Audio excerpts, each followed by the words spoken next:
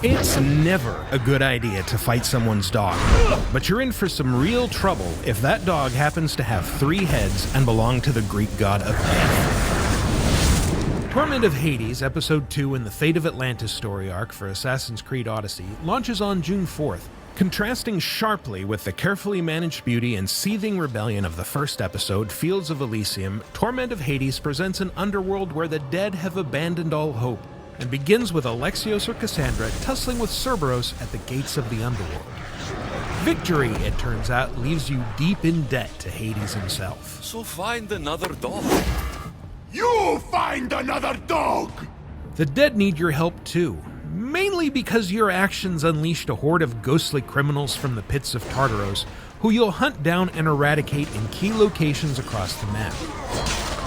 Before taking them on, you'll need to find and activate nearby Tartaros rifts, magical circles that make some of them vulnerable, but also drop you to half health. In addition to these new phantom threats, you'll once more contend with the glowing Isu soldiers and metal colossi introduced in Fields of Elysium.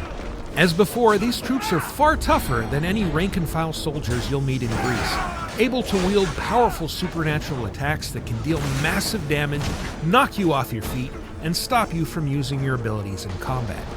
Looking for an even bigger challenge? Hades also wants you to recruit 4 champions straight out of Greek myth. Perseus, Achilles, Put down your weapons, or die! Agamemnon, and the mighty Heracles. And you'll need to defeat them before they'll agree that, yes, maybe their eternities would be better spent guarding the Underworld's gates. The Underworld is home to a much rougher crowd than Elysium, and you can expect to see more familiar faces than before. Some of them are looking for help or redemption, but most of those faces are ones you've stabbed, and they're out for payback.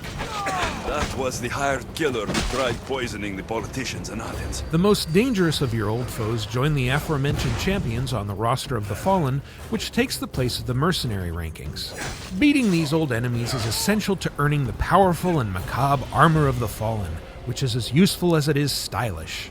You look fabulous. In addition to exuding post-mortem realness, this 5-piece armor set is your key to places that are supposed to be off-limits to the living, which means some quests will be effectively walled off until you track it all down.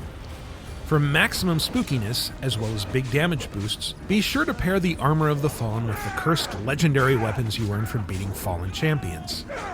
Torment of Hades can also add some new, divinely enhanced abilities to your arsenal.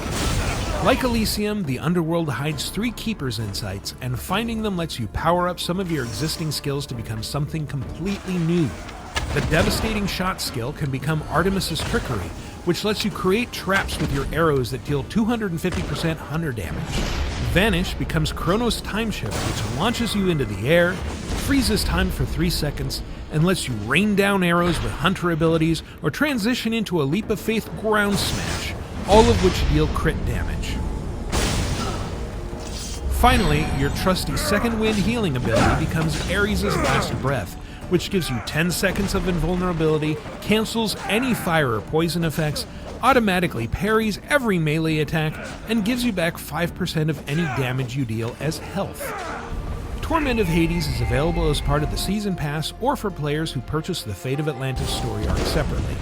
To start it, you'll need to be at least level 28 and have finished Fields of Elysium, as well as the Between Two Worlds questline and the Heir of Memories Lost Tales of Greece quest. If you haven't met those conditions, you can also jump straight into Fate of Atlantis with a special shortcut option that starts you out at level 52 with preset abilities and resources, although you won't be able to carry that progress over to your main game save or earn achievements. There's a lot to discover amid the twisted wreckage of the Underworld, and you can start plundering its ruins and unraveling its mysteries on June 4th. Assassin's Creed Odyssey, available now.